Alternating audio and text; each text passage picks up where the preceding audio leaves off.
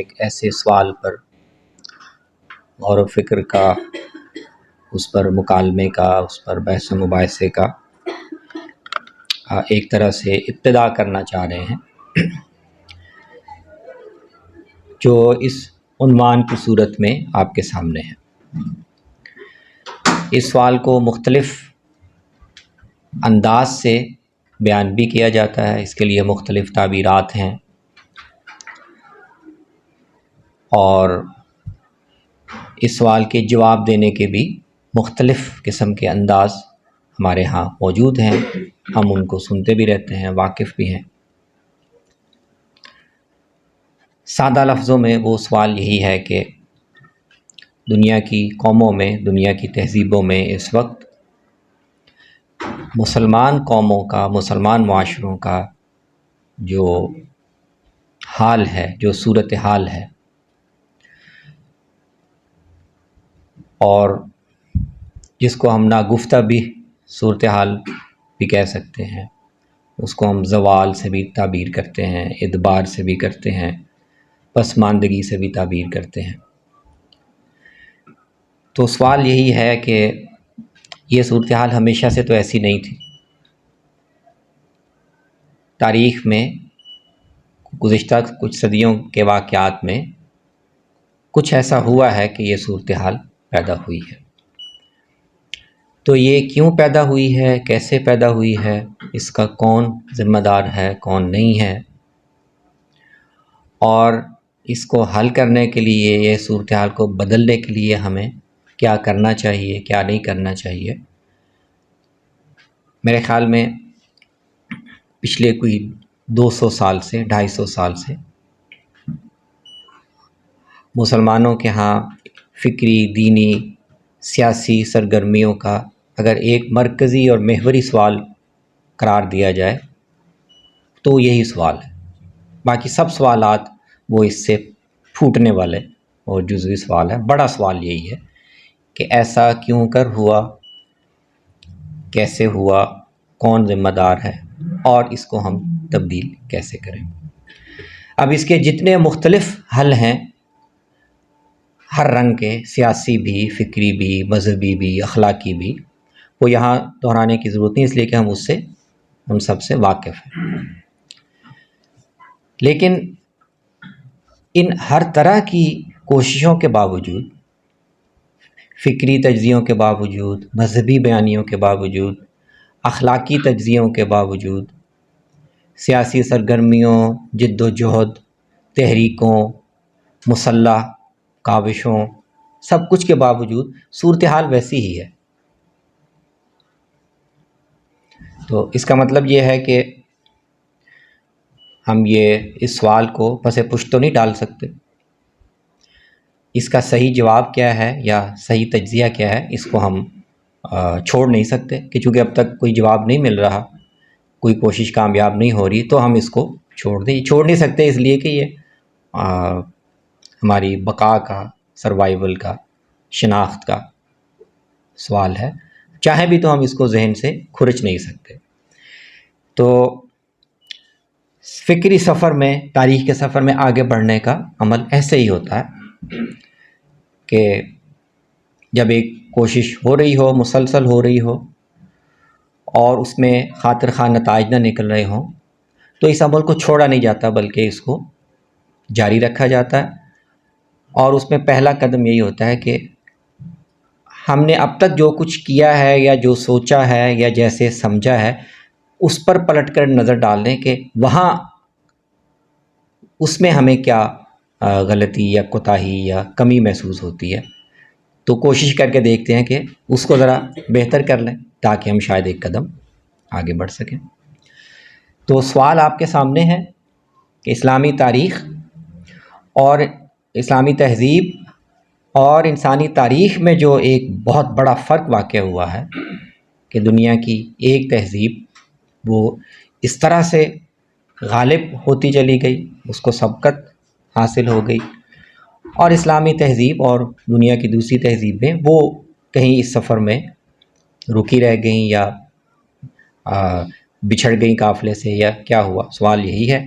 اب تک اس کو کیسے سمجھا جاتا ہے، لیکن غور فکر کے تجزیے کے کچھ نئے زاویے کیا ہو سکتے ہیں، یہ وہ سوال ہے جس پر ہم، یہ لمبا سوال ہے، اس کے کئی پہلو ہیں، ایک نشست میں قطعاً اس کا احاطہ نہیں ہو سکتا، اس لیے میں نے عرض کیا کہ ہم اس سوال پر ایک نئے انداز سے غور کرنے کے سلسلے کی آج ابتدا کرنا چاہ رہے ہیں، اور اس کے لیے جن صاحب علم شخصیت نے یہاں تشریف آوری قبول کی ہے ہماری گزارش پر، وہ سید سردار علی صاحب ہے، وہ یہاں تشریف رکھتے ہیں۔ سید سردار علی صاحب کا کہ ان کے تحقیق اور غور و فکر کا یہ ایک خصوصی موضوع ہے جس میں وہ گزشتہ کئی سال سے نظری طور پر بھی اور عملی طور پر بھی تحقیق بھی کر رہے ہیں، اس پر گفتگو بھی کر رہے ہیں، ان کے بہت سے لیکچرز یوٹیوب پر بھی موجود ہیں، اور اس سارے مطالعے کے لیے ان کو ایک کافی منفرد بیک گراؤنڈ بھی حاصل ہے۔ وہ صرف ایک ٹیبل پہ یا کسی یونیورسٹی کے شعبے میں بیٹھ کے نظری طور پر کتابی تحقیق کا انداز ان کا نہیں ہے، ان کی جو تعلیمی بیک گراؤنڈ ہے وہ بھی بہت متنوع ہے۔ انہوں نے پبلک ایڈمنسٹریشن میں ماسٹرز کیا، پھر انہوں نے انٹرنیشنل ریلیشنز میں ماسٹرز کیا، پھر انہوں نے انجینئرنگ میں ایم ایس کیا، پھر وہ ورلڈ بینک کے ساتھ وابستہ رہے، پھر اس کے بعد انہوں نے مشرقی اقوام میں سے کچھ قومیں جنہوں نے اس فاصلے کو کم کرنے کی کچھ کامیاب کوششیں کی ہیں، جاپان ہے اور چین ہے، وہاں جا کر وہاں رہ کر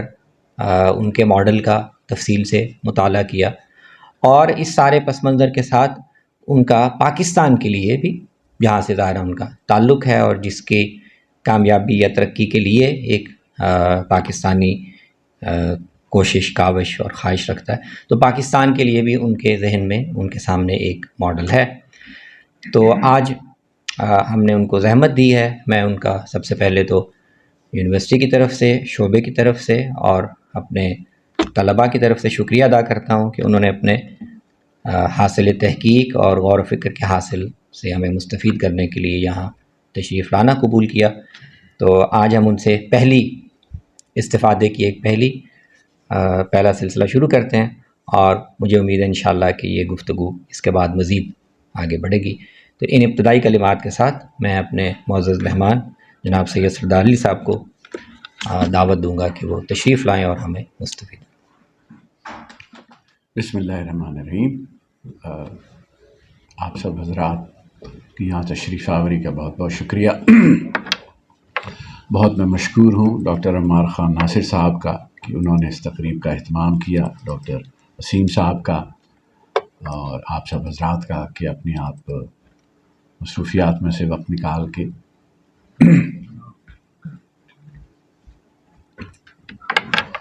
ڈاکٹر صاحب نے مختصر جو آج کی نشست ہے اس کا تعارف کرا دیا ہے۔ عنوان ہے Islamic civilisation and the great divergence, تہذیب اسلامی اور گریٹ ڈائیورجنس کا، جیسے ڈاکٹر صاحب فرما رہے تھے کہ ڈائیورج ہونا چیزوں کا مختلف سمت کے اندر چلے جانا۔ اس کا کچھ یوں ہے، 1699 میں مسلمان خلیفہ وقت اور ترکی کے سلطان انہوں نے آسٹرو ہنگیرین امپائر، عیسائیوں کی اس وقت یورپ کی سب سے بڑی جو امپائر تھی، اس کے بادشاہ کے ساتھ ایک امن معاہدہ کیا۔ اس امن معاہدے کو تاریخ میں ٹریٹی آف کارلووٹس یا صلح نامہ کارلووٹس کے نام سے جانا جاتا ہے۔ کارلووٹس ایک شہر کا نام ہے جہاں کہ یہ صلح نامہ لکھا گیا، اور آج کل سربیا جو ایک ملک ہے وہاں پہ یہ شہر ہے۔ یہ پہلا موقع تھا ترک خلافت کے دور کا کہ جہاں اسلامی خلیفہ کو وہ تمام شرائط ماننی پڑی جو کہ عیسائیوں نے اس کو ڈکٹیٹ کرائی۔ مگر سلطان کے پاس اس کے علاوہ اور کوئی چارہ نہیں۔ واقعہ کچھ یوں تھا کہ 1683 میں ترکوں نے دوسری مرتبہ کوشش کی تھی کہ عیسائیوں کی جو امپائر ہے آسٹرو ہنگیرین امپائر، اس کے دارالخلافہ وینا کو قبضہ کریں، اور وہ ان کی کوشش ناکام۔ اور 1683 کے بعد سے مسلسل جنگ ہوتی رہی آسٹرو ہنگیرین امپائر کے دوران اور ترکوں کے دوران، اور اس میں پے در پے ترکوں کو شکست ہوتی رہی، یہاں تک کہ 1697 میں ترکوں کی ایک پوری فوج، جس کی کمان خود سلطان کے ہاتھ میں تھی اور وہ میدان جنگ میں اترا ہوا تھا، وہ پوری کی پوری فوج عیسائیوں نے تباہ کر دی۔ اور ترکوں کی تاریخ میں صرف 2 مرتبہ ایسا ہوا ہے کہ ترکوں کو اس وقت میدان جنگ میں شکست ہوئی ہو جب سلطان خود جو ہے وہ سپہ سالار بن کے فوج کی کمان کر۔ پہلی مرتبہ یہ شکست ہوئی انہیں 1402 میں امیر تیمور کے ہاتھ، جب امیر تیمور نے سلطان بے یزید، جس کو یلدرم تھنڈر بولٹ کا نام بھی دیا جاتا ہے، اس کو شکست دی بیٹل آف انقرام۔ اور دوسری مرتبہ 1697 میں سلطان مصطفیٰ دوئم کو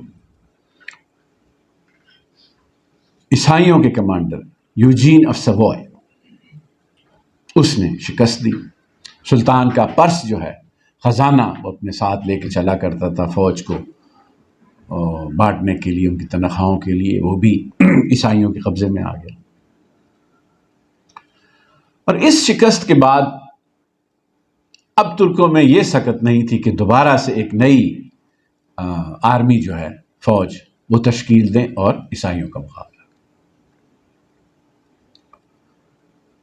پھر جو ساتھی تھے آٹومن امپائر کے، وہ بھی اس کا ساتھ چھوڑ گئے تھے۔ تو ان سارے حالات کو دیکھتے ہوئے سلطان نے یہی فیصلہ کیا کہ جو مرضی شرائط اب عیسائی ہمارے سامنے رکھتے ہیں، ہمارے پاس کوئی چارہ نہیں ماں سوائے اس کے کہ ان کو قبول کیا جائے۔ اب 1699 کا یہ جو معاہدہ ہے، ٹریٹی آف کارلووٹس، اس کو مورخ یورپ میں مسلمانوں کے زوال کا نقطۂ آغاز کہتے ہیں۔ اس ٹریٹی کے بعد سے لے کے پھر کبھی بھی مسلمانوں کا غلبہ یورپ کے کانٹیننٹ میں نہیں رہا۔ اس سے پہلے یورپ ہمیشہ اس خوف میں مبتلا رہتا تھا کہ جو عثمانی ٹرکس ہیں یہ باقی یورپ پہ بھی قبضہ کر لیں گے۔ ان کی جو فوجوں کی دہشت ہے وہ بھی عیسائیوں کے دلوں میں رہتی تھی، لیکن اس شکست کے بعد سے پھر آہستہ آہستہ جو مسلمانوں کی قوت ہے وہ کم ہوتی چلی گئی، اور عیسائیوں کا غلبہ جو ہے وہ یورپ پہ بڑھتا چلا گیا۔ اور پھر ایک وقت آیا 150 سال کے بعد کہ ترکی کو یورپ کا مرد بیمار، سک مین آف یورپ کہا جاتا ہے۔ 1699 کے 8 سال بعد اگر آپ دیکھیے تو بر صغیر پاک و ہند میں بھی اورنگزیب عالمگیر کا انتقال ہوا، اور اس کے بعد سے لے کے بر صغیر پاک و ہند میں بھی جو مسلمان ہیں پھر اس طریقے سے غلبہ حاصل نہیں کر سکتے۔ اس وقت سے لے کے آج تک تقریباً 300 سال کا عرصہ ہو گیا ہے، اور جیسے ڈاکٹر عمار صاحب فرما رہے تھے کہ ان 300 سالوں میں مسلمانوں نے ہر ممکن کوشش کی کہ وہ اپنی عظمت رفتہ کو بحال کر سکیں۔ لاتعداد بے شمار آپ کہہ لیجئے کہ انہوں نے مذہبی اصلاح کی تحریکیں، ریفارمسٹ موومنٹس، سامراج کے خلاف سیاسی جد و جہد، عسکری جد و جہد، ملیٹنٹ آرگنائزیشنز، پھر جو مسلمان ممالک مغلوب تھے یورپین اقوام کے، وہاں پہ آزادی کی جدوجہد ہوئی، پہلی جنگ عظیم، دوسری جنگ عظیم، اور 1960 کی دہائی میں درجنوں مسلمان ممالک جو ہیں وہ آزاد بھی ہوئے، آج بھی وہ قومی ریاستوں کے طور پہ دنیا کے نقشے پہ موجود ہیں، یہاں تک کہ مسلمان ایک انقلاب بھی لانے میں کامیاب۔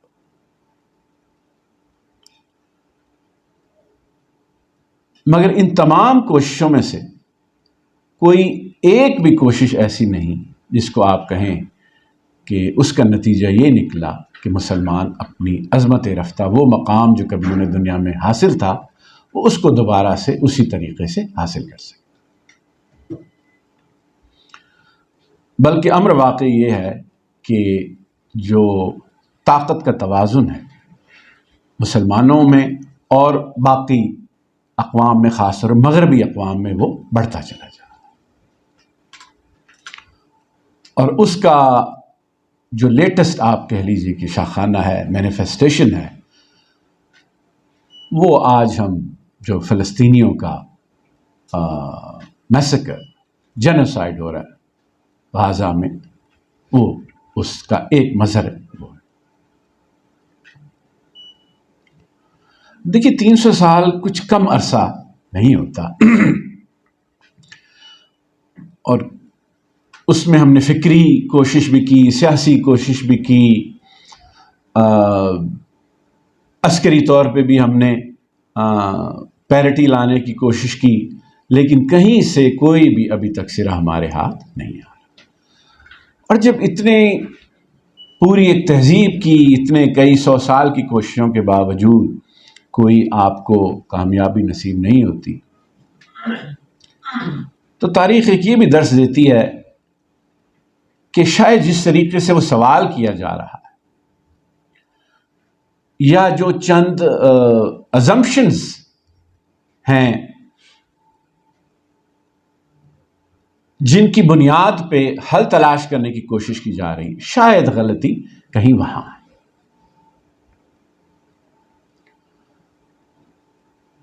ہزار سال سے بھی طویل عرصے تک جو ایسٹرونامرز تھے، جو اجسام فلکی کا مطالعہ کرتے ہیں، یہ اس بات کا کوئی خاطر خواہ جواب دینے میں ناکام تھے کہ بعض سیارے اپنے مدار میں چلتے چلتے کیوں یکا وہ پیچھے مڑ جاتے ہیں، ایک گول دائرہ بناتے ہیں، پھر دوبارہ مدار میں آ جاتے ہیں، جس کو انگریزی میں ریٹروگریڈ موشن کہتے ہیں۔ اور 1000 سال سے بھی زیادہ عرصے تک کوئی اس کا خاطر خواہ جواب نہیں دے پاتے، کیونکہ جس مفروضے کی بنیاد پہ وہ یہ سوال کر رہے تھے، وہ فرض یہ کرتے تھے کہ جو زمین ہے یہ نظام شمسی کا محور، یہ مفروضہ غلط۔ اور جب تک یہ تصحیح نہیں کی گئی اور زمین کے بجائے سورج کو نظام شمسی کا محور نہیں قرار دیا گیا، جیو سینٹرک کے بجائے ہیلیو سینٹرک ماڈل نہیں اپنایا گیا، اس وقت تک یہ مہمہ حل نہیں۔ بعد میں پھر یہ پتہ لگا کہ یہ جو لگتا ہے کہ سیارے مدار میں چلتے چلتے واپس آ جاتے ہیں، یہ در حقیقت ایسا ہوتا نہیں ہے۔ دس از این آپٹیکل illusion۔ دیکھنے میں یہ لگتا ہے کہ ایسا ہو رہا ہے، وہ سیارے اپنے ہی مدار میں چل رہے ہیں۔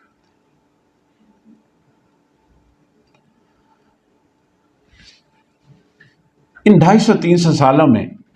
مسلمانوں نے بھی جو سوال کیا ہے وہ اس پیرائے میں کیا ہے کہ ہمارے زوال کے اسباب کیا؟ What are the reasons for our downfall؟ یا انگریزی میں یہ بھی کہہ لیجئے what went wrong۔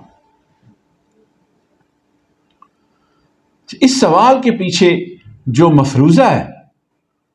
وہ یہ ہے کہ مسلمانوں کی تاریخ میں کوئی ایسا حادثہ ہوا ہے، کوئی ایسا واقعہ ہوا ہے کوئی ایسا شخص ابھرا ہے یا کوئی ایسا خیال، غلط خیال جو ہے وہ در آیا ہے، یا کوئی ایسا گروہ اٹھا ہے کہ جس کے خیالات کی وجہ سے یا جن حادثات واقعات کی وجہ سے جو مسلمان تہذیب ہے وہ زوال کا شکار ہو گئی ہے، اور باقی جو اقوام عالم ہے، خاص طور پہ جو مغرب کی اقوام ہیں، وہ آگے نکل. مسلمانوں کا یہ جو مفروضہ ہے یہ قطعاً غلط ہے.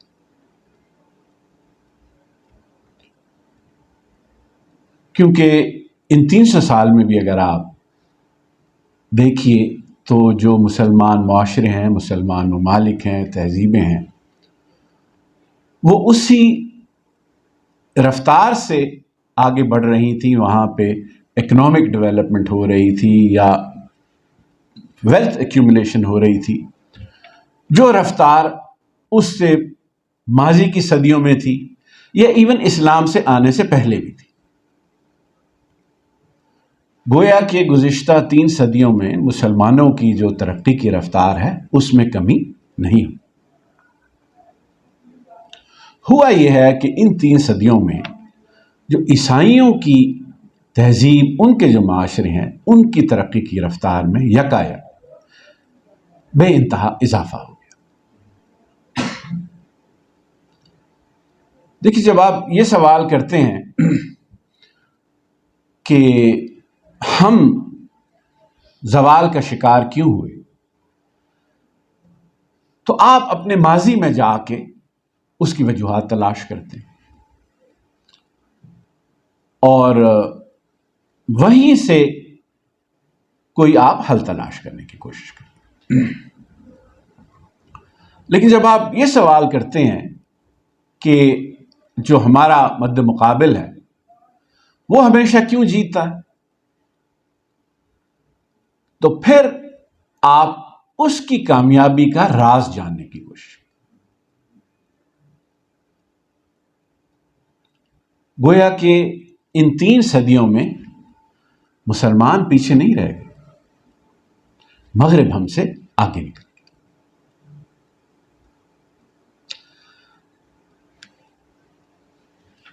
اب آپ بجا طور پہ یہ پوچھنا چاہیں گے کہ کیا اس کا کوئی ثبوت ہے کہ ہم پیچھے نہیں رہ گئے، مغرب آگے نکل گیا ہے؟ یہ ایک چھوٹا سا گراف ہے. دیکھیے، جب سے انسان کی باقاعدہ تہذیب کا آغاز ہوا 5,500 سال پہلے میسوپوٹیمیا، پورب نام کی تہذیب شہر بنانے شروع کیے. اس کے بعد سے ایجپٹ میں، ہماری انڈس ویلی میں، چائنا میں 5,500 سال پہلے سے لے کے 250 سال پہلے تک جتنی بھی انسان نے تہذیبوں کو جنم دیا ہے، وہاں پہ انسان نے ایک سبسسٹنس لیول کی ایگزسٹنس کو ایکسپیرینس کیا. سبسسٹنس لیول کا مطلب ہے کہ بمشکل اتنا ہی اس کی آمدنی ہوتی تھی کہ وہ اپنی خوراک کی ضروریات پوری کر سکے، اپنے کپڑوں کی ضروریات پوری کر سکے، کچھ رہن سہن کی ضروریات پوری کر سکے. اور آج کے دور میں جو سبسسٹنس لیول ہے ایگزسٹنس کا، اس کو آپ $2 یا $3 فی کس یومیہ کے حساب سے اگر آپ کی آمدنی ہو تو بمشکل آپ سبسسٹنس لیول کو اچیو کر پاتے. تو گزشتہ 5,500 سال تک انسان کی جو فی کس یومیہ آمدنی رہی ہے یہ $2 یا $3 رہی ہے، یا اس کے یقیناً مساوی رہی ہے. ڈالر تو نہیں استعمال ہوتے تھے. اور یہ جو سبسسٹنس ایگزسٹنس ہے، یہ دنیا کی تمام تہذیبوں کے اندر یہ مشترک تھے. 19 بعض جگہ ذکر آتا ہے کہ انسان نے تہذیبیں تشکیل دی، بعض جگہ 21 آتا ہے، بعض جگہ 24 آتا ہے. لیکن آپ ان میں سے کوئی بھی تہذیب اٹھا کے دیکھ لیجیے، وہ ایشیا میں ہو، وہ لیٹن امریکہ میں ہو، وہ افریقہ میں ہو، مڈل ایسٹ میں ہو، وہاں پہ آپ کو یہی انکم لیول ہزاروں سال تک نظر آئے، اور خواہ وہ تہذیب بدھسٹ ہو، خواہ وہ ہندو ہو، خواہ وہ مسلم ہو، حتیٰ کہ جو ایسٹرن رومن امپائر تھی، جو کہ رومن امپائر ہی کی کنٹینیوٹی، ویسٹرن رومن امپائر ختم ہو گئی اور ایسٹرن رومن امپائر بائزنٹین، وہاں بھی یہی صورتحال تھی اور آخر تک رہی۔ جو زارز کی امپائر تھی رشیا میں، وہ بھی کرسچنس تھے، وہاں بھی صورتحال یہی رہی۔ صرف مغربی یورپی اقوام، ویسٹرن یورپینز، وہاں پہ 250 سال پہلے کچھ ایسی آپ کو تبدیلی نظر آتی ہے کہ یکا یک وہاں پہ جو شرح نمو ہے وہ بڑھنی شروع ہو جاتی، اور وہ ان اقوام میں پھر دولت کا ارتکاز ہونے لگتا ہے، اور بہت تیزی سے ہوتا ہے۔ اور جب دولت کا ارتکاز ہوتا ہے تو اسی کے ساتھ ساتھ ان کی جو عسکری طاقت ہے وہ بھی بڑھنا شروع ہو جاتی ہے۔ جس طریقے سے آپ دیکھتے ہیں، اگر آپ اس سے پیچھے بھی چلے جائیے تو یہ لکیر تمام جو تہذیبوں کی ہے یہ تقریباً اسٹریٹ لائن، اور 1750 کے قریب سے یکا یک جو مغربی اقوام ہیں یہ ترقی کرنا شروع کریں۔ تو یہ کہنا صحیح نہیں ہے کہ یہ جو امر واقعہ ہوا ہے یہ صرف مسلمانوں کے ساتھ ہوا، یہ سب کے ساتھ ہوا، اور یہ کوئی سازش کے نتیجے میں بھی نہیں ہے۔ یہ ایک اس طریقے سے کہہ لیجئے کہ تاریخ نے اپنے آپ کو ظاہر کیا، تاریخ کے ایونٹس انفولڈ ہوئے۔ یہ جو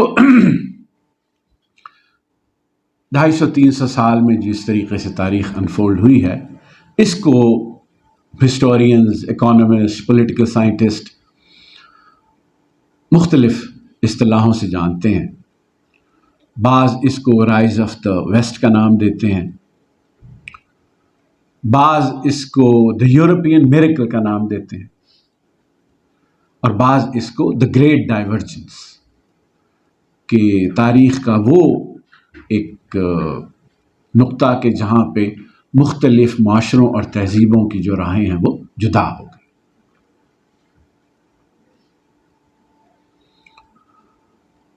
اب بہت سی باتیں جن کا ہم جواب نہیں سمجھ پاتے، جب آپ اس تناظر میں ان کو دیکھتے ہیں تو وہ واضح ہونا شروع ہو جاتے ہیں۔ اکثر پاکستان میں اور ہمارے ہمسایہ ملک میں بھی جو انٹلیکچوئلز ہیں وہ ایک یہ آرگومنٹ دیتے ہیں کہ مغربی اقوام اس لیے امیر ہیں کہ وہ یہاں سے دولت لوٹ کے لے گئے۔ ایک آپ نے اسٹیٹسٹک سنا ہوگا کہ جب انگریز بر صغیر پاک و ہند میں آیا تو یہاں کے جو خطہ ہے اس کا دنیا کی پیداوار میں جو پرسنٹیج شیئر تھا وہ تقریباً 25%، اور جب 1947 میں آزادی ملتی ہے تو یہ جو شیئر ہے بر صغیر پاک و ہند کا دنیا کی پیداوار میں، یہ 25% سے کم ہو کے 5% سے بھی نیچے آ گیا۔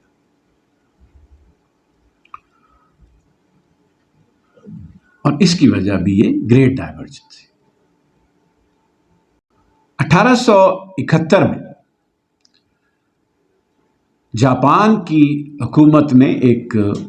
مشن تشکیل دیا، وفد، اور اس وقت کی جو جاپانی حکومت کے اعلیٰ ترین عہدیدار تھے ان میں سے تقریباً نصف نے اس وفد کا حصہ بننا قبول کیا۔ اس میں سیاستدان بھی تھے، ان کے اکابرین بھی تھے، مفکر تھے، اسٹوڈنٹس تھے، لڑکے تھے، لڑکیاں تھیں، 150 کے قریب وفد کے ممبر تھے، اور آفیشلی اس وفد کو حکومت نے بھیجا، جاپان کی حکومت نے، اور ان کو یہ ٹاسک دیا گیا کہ آپ مغرب جائیے، وہاں کے ممالک کا دورہ کریں اور سیکھ کے آئیں کہ وہاں پہ زندگی کس طریقے سے بدل رہی ہے، کیا وجوہات ہیں کہ وہ کامیاب ہوئے ہیں ہمیں شکست دے دیں۔ اس کی جو سربراہی تھی وفد کی، ایک نوبل کر رہا تھا، ایواکورا، تو اس نسبت سے اس کو ایواکورا مشن کا بھی نام دیا جاتا۔ اور تقریباً 2 سال تک یہ جو مشن ہے، اس نے امریکہ کا دورہ کیا، یورپ کے بہت سے ممالک کا دورہ کیا، ایشین ممالک کا بھی دورہ کیا، مڈل ایسٹرن ممالک کا بھی دورہ کیا۔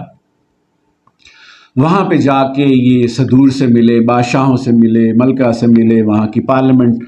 کے اجلاسوں میں انہوں نے شرکت کی، یونیورسٹیز میں گئے، اسکولز میں گئے، فیکٹریز میں گئے، منٹس جہاں پہ نوٹ چھپا کرتے تھے وہاں کے انہوں نے مطالعاتی دورے کیے، حتیٰ کہ جو بوٹینیکل گارڈنز ہیں، زوز ہیں، میوزیمز ہیں، وہاں تک کا دورہ کیا۔ اور آنے کے بعد اس مشن نے اپنی جو تاثرات تھے یا جو فائنڈنگز تھیں ان کو 5 والیومز میں شائع کیا،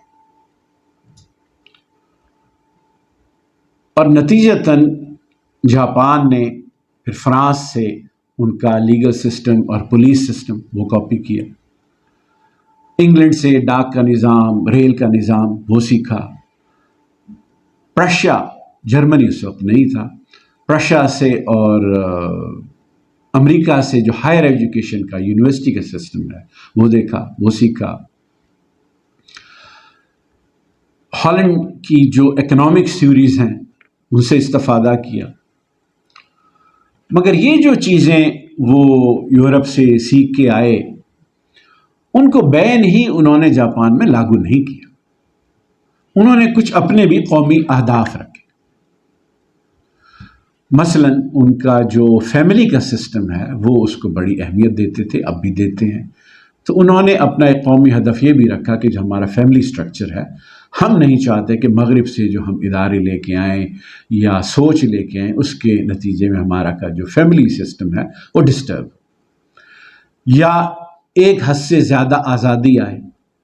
یا جو ہمارا نظام ہے زندگی کا جو ہائرارکیکل ہے اس میں کوئی بہت زیادہ فرق ہے۔ تو انہوں نے اپنے بھی کچھ قومی اہداف کو سامنے رکھا، اور مغرب سے یہ جو سیکھ کے آئے تھے ان کے امتزاج سے انہوں نے اصلاحات کا عمل شروع کیا، اور نتیجہ یہ ہوا کہ بہت جلد جاپان جو ہے وہ ترقی کرتے ہوئے مغربی اقوام کے ہم پلہ آ گئے۔ اس کا پہلا مظہر جنگ میں کامیابی کی صورت میں جاپان کو ہے۔ 1894-95 میں جاپان اور چین میں ایک جنگ ہوئی، دی فرسٹ سائنو جاپانیز وار، اور اس میں جاپان نے چین کو شکست دی۔ یہ اس زمانے کا بہت بڑا اپ سیٹ تھا، اس لیے کہ اس خطے میں جو چین تھا یہ گزشتہ 2000 سال سے ایک سپر پاور مانا جاتا تھا، عسکری حوالے سے بھی، فکر کے حوالے سے بھی، کلچر کے حوالے سے، علم و فن کے حوالے سے جاپان نے خود چین سے سیکھا تھا، رقبے کے حوالے سے بھی چین جاپان سے 25 گنا بڑا تھا۔ تو ایک چھوٹے سے ملک کا چین کو شکست دے دینا چین کے لیے ذلت کا سبب تھا، جاپانیوں کے لیے فخر کا باعث تھا۔ اس کے 10 سال بعد 1904 5 میں جاپان نے روس کو بھی شکست دی، بحری جنگ میں بھی اور بری جنگ میں۔ یہ ایک اس سے بھی بڑا اپ سیٹ تھا۔ یہ پہلا موقع تھا کہ آج کے جدید دور میں کسی نان یورپین غیر سفید فام قوم نے سفید فام قوم کو جنگ میں شکست دی۔ اب جتنے اس دور میں مغلوب ممالک تھے، اقوام تھیں، ان کے رہنما تھے، انہوں نے اس کو بہت سراہا، کہ اگر جاپان مغربی اقوام کے ہم پلہ آ سکتا ہے، ان کو جنگ میں شکست دے سکتا ہے، تو ہمارے لیے بھی یہ ایک امید کی کرن ہے کہ ہم بھی کبھی آزاد ہو سکتے ہیں، ہم بھی کبھی مغرب کے ہم پلہ آ سکتے ہیں۔ پنڈت جواہر لال نہرو اپنی بات میں سوانح عمری میں لکھتے ہیں کہ میری عمر اس وقت 16 سال تھی، لیکن جاپان کی اس فتح نے میرے دل میں بھی جو ہمیشہ سے ایک احساس کمتری رہتا تھا اس کو کم کیا کہ اگر جاپان ترقی کر سکتا ہے تو شاید کبھی ہندوستان بھی آزاد ہو جائے اور کبھی ہندوستان بھی اس طریقے سے شانہ بشانہ کھڑا ہو سکے اقوام عالم کے ساتھ۔ اچھا، یہ جو گزشتہ 200-300 سال کے تہذیبوں کا جو تاریخ کا سفر ہے، مغرب کا عروج، پھر جاپان کا وہ پہلی غیر یورپین قوم بننا جو کہ مغرب کے ہم پلہ آ گئی، ایسا نہیں کہ جو مسلمان مفکرین ہیں، کابرین ہیں ہمارے مذہبی، یہ ان کی نظروں سے بالکل اوجھل رہی ہے۔ یہ بات اپنے اپنے طور پہ وہ اس بات کو دیکھ رہے تھے، سمجھ رہے تھے، نتیجہ اخذ کر رہے تھے۔ مثلا مولانا ابوالعلا مودودی اپنی کتاب تاریخ تجدید و احیاء دین، اس میں مختلف تحریکوں کا جو اسلام کی نشت ثانیہ کے لیے اٹھی، ان کی ناکامی کا جب تجزیہ کرتے ہیں تو اس میں جب سید احمد شہید اور شاہ اسماعیل شہید کی تحریک کی ناکامی کی وجوہات جو بیان کرتے ہیں تو مولانا لکھتے ہیں کہ اگر آپ ترازو کے ایک پلڑے میں اس قوت کو رکھا جائے جس کے ساتھ یہ مذہبی ہمارے رہنما، ہمارے بزرگ اپنے ہی خطے میں اسلام کا نظام نافذ کرنے کی کوشش کر رہے تھے، اور دوسرے پلڑے میں آپ اس طاقت کو رکھیں کہ جس کے ساتھ مغرب اپنے نظام کو اس خطے میں رائج کرنے کی کوشش کر رہا تھا، تو مولانا لکھتے ہیں کہ شاید یہ مبالغہ نہ ہو اگر میں کہوں کہ دونوں کے درمیان جو طاقت کا توازن تھا وہ ایک تولے اور ایک من کا تھا۔ اور یہ بالکل آپ کہہ لیجئے کہ نشاندہی کرتا ہے کہ گریٹ ڈائیورجنس جو ہے ہو چکی ہے، اور جو فرق ہے طاقت کا وہ ایک تولے اور ایک من کا ہو چکا ہے۔ اسی طریقے سے ابو الحسن علی ندوی، علی میاں کے نام سے جنہیں جانتے ہیں، وہ ان کی ایک معرکۃ الاراء کتاب ہے، اسلام اینڈ ورلڈ، اس میں وہ طنزاً کہتے ہیں کہ مسلمان کیسے مغرب کا مقابلہ کر سکتے ہیں؟ جب یہ گولی چلاتے ہیں میدان جنگ میں وہ بھی مغرب سے بن کے آتی، اور جس قلم سے صلح نامہ پہ دستخط کرتے ہیں وہ بھی مغرب سے بن کے آتی۔ پھر جاپان کا ہم نے ذکر کیا، اس کے بارے میں بھی مسلمان سوچ رہے تھے، دیکھ رہے تھے۔ 1904 میں مصر میں کتاب لکھی گئی دا رائزنگ سن، اور مصر کے ایک پبلک انٹلیکچوئل مفکر مصطفیٰ کامل پاشا انہوں نے جاپان کی اس ترقی کو بڑا سراہا اور جاپان کو ایک رول ماڈل قرار دیا مصر کے۔ ان مفکرین کو تو آپ ایک طرف رکھیے، ایون جو صاحب دل شاعر ہیں ان کو بھی اس بات کا ادراک ہو چکا تھا۔ مرزا غالب کہتے ہیں واقعہ کچھ یوں ہے کہ سر سید نے آئین اکبری کا ایک نیا ایڈیشن شائع کرنے کے لیے سارا کام کیا، اور اس کا مسودہ انہوں نے سر سید نے مرزا غالب کو بھیجا اور ان سے گزارش کی کہ آپ اس کی تقریض لکھ دیجئے فورورڈ۔ تو مرزا غالب نے سر سید کی یہ ریکویسٹ ایمان تو لی، لیکن ساتھ ساتھ سر سید کو یہ بھی کہا کہ میاں کیوں تم اپنا وقت اور اپنی توانائی ایک کھوئے ہوئے ماضی کی تلاش میں صرف کر رہے ہو؟ جا کے تم ان قوموں کا مطالعہ کرو جنہوں نے آج کے دور میں ایک نئی دنیا تخلیق کر دی۔ ایک وجہ تھی کہ پھر سر سید نے مغرب کا سفر اختیار کیا اور علی گڑھ تحریک کی بنیاد رکھی۔ اچھا، جب سے یہ فینومینن ہے گریٹ ڈائیورجنس کا سامنے آیا ہے، 250 سال کہہ لیجیے، 300 سال کہہ لیجیے، اس وقت جو دنیا کا امیر ترین ملک تھا پرابیبلی ڈچ ریپبلک، اور جو غریب ترین ملک تھا اس دور میں 250 سال پہلے کوئی افریقہ کا ملک۔ لیکن دونوں کے درمیان جو تناسب تھا عمارت اور غربت کا، وہ صرف 1 اور 4 کا تھا، کہ 250 سال پہلے جو دنیا کا امیر ترین ملک تھا وہ غریب ترین ملک کے مقابلے میں صرف 4 گنا زیادہ امیر تھا۔ بعض اکانومسٹ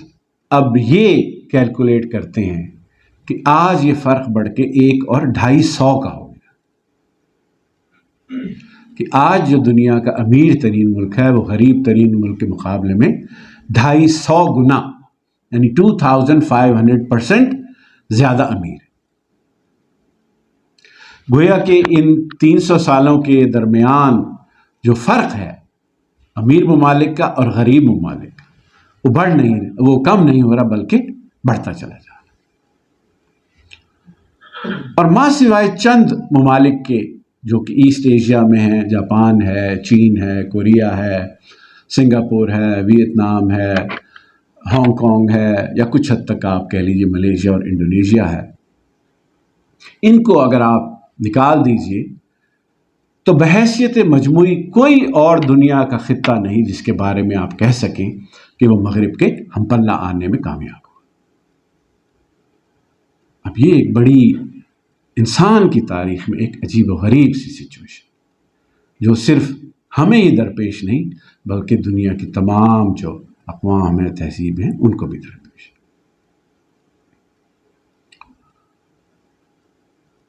اور اس کے لیے آف کورس کچھ نہ کچھ ہمیں اپنے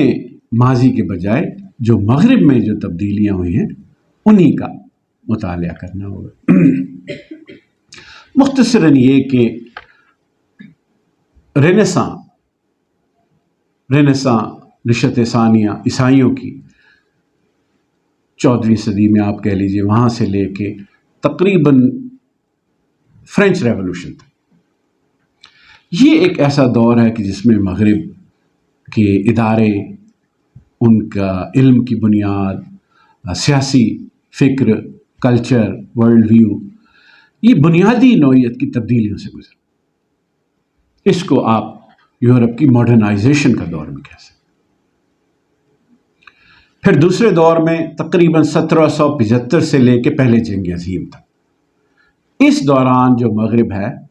یہاں پہ انڈسٹریل ریولوشن آئی، جس کے نتیجے میں انہوں نے دولت اکٹھی کی، امیر ہو گئے اور باقی دنیا کو پیچھے چھوڑنے چلے گئے۔ اور پہلی جنگ عظیم کے بعد سے لے کے آج تک 2024 تک اب جو تیسرا دور ہے یورپ میں، یہ جمہوریت جو ہے وہاں پہ زور پکڑ رہی ہے۔ تو ان 3 ادوار سے گزر کے پہلے یورپ ماڈرن ہوا، اس کے بعد انڈسٹریل ہوا، اور اس کے بعد جمہوری ہوا۔ اور ان 3 ادوار میں ہر شعبہ زندگی میں یورپ میں بنیادی نوعیت کی، جوہری نوعیت کی تبدیلیاں آئیں۔ اور ان تبدیلیوں کا آپس میں جو امتزاج ہوا وہ کچھ اس طریقے سے ہوا کہ وہاں پہ یورپ میں ایک نئی تہذیب ہی نے جنم نہیں لیا بلکہ ایک نئی طرز کی تہذیب نے جنم لیا۔ Modern industrial West is not a new civilization, it's a new type of civilization. اس کو آپ پیراڈائم شفٹ بھی کہہ سکتے ہیں، اس کو آپ کوانٹم لیپ بھی کہہ سکتے ہیں کہ یورپ ان تبدیلیوں کے نتیجے میں ایک جست لگا کر باقی تمام تہذیبوں کو پیچھے چھوڑ گیا۔ جب بھی کوئی ایسا امر واقع ہوتا ہے تو پھر آپ ماضی کے اداروں میں، ماضی کی سوچ میں، ماضی کے خیالات میں تھوڑی بہت رد و بدل کر کے کبھی بھی اپنے مخالف کے ہم پلہ نہیں آ سکتے۔ ہر دور میں، ہر تہذیب نے، ہر معاشرے نے جو جنگ کی ہے وہ تلوار سے، نیزے سے، بھالے سے کی، اور اگر کسی معاشرے نے بندوق، توپ، ٹینک ایجاد کر لی تو آپ کبھی بھی اس تہذیب کا مقابلہ ماضی کے ہتھیاروں سے نہیں کر سکتے۔ آپ جتنی مرضی شاہ سوار ہوں، جتنا مرضی آپ تیز گھوڑا چلائیں، اگر کسی اور تہذیب نے موٹر کار ایجاد کر لی تو آپ کبھی بھی اس کا مقابلہ اپنے گھوڑے کو اور زیادہ تیز چلا کے نہیں کر سکتے۔ دونوں کے درمیان جو فرق ہے یہ اصول کا فرق ہے۔ Both of these represent different principles, different form of organization۔ جو آج کا جدید مغرب ہے، ماڈرن انڈسٹریل ویسٹ، یہ ماضی ہی کی تہذیب کی ایک ارتقائی شکل نہیں ہے۔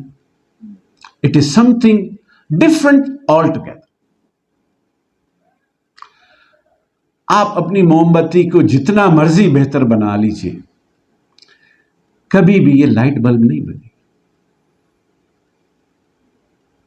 کام دونوں کا ایک ہی ہے کہ روشنی دیتے ہیں، لیکن موم بتی اور لائٹ بلب بالکل مختلف اصولوں پہ کام کرتے ہیں، اگرچہ کہ ان کا استعمال ہے۔ اور جب تک یہ جوہری فرق مسلمان بالعموم اور پاکستانی بالخصوص جب تک یہ نہیں سمجھیں گے کہ کون سی ایسی تبدیلیاں مغرب میں پچھلے 800 سال کے درمیان آئی ہیں، کس طریقے سے ان کے امتزاج کے نتیجے میں مغرب نے ایک کوانٹم لیپ لی ہے، ایک نئی طرز کی تہذیب کو جنم دیا ہے، اس وقت تک ہم اسی طریقے سے سیاسی انتشار، معاشی بدحالی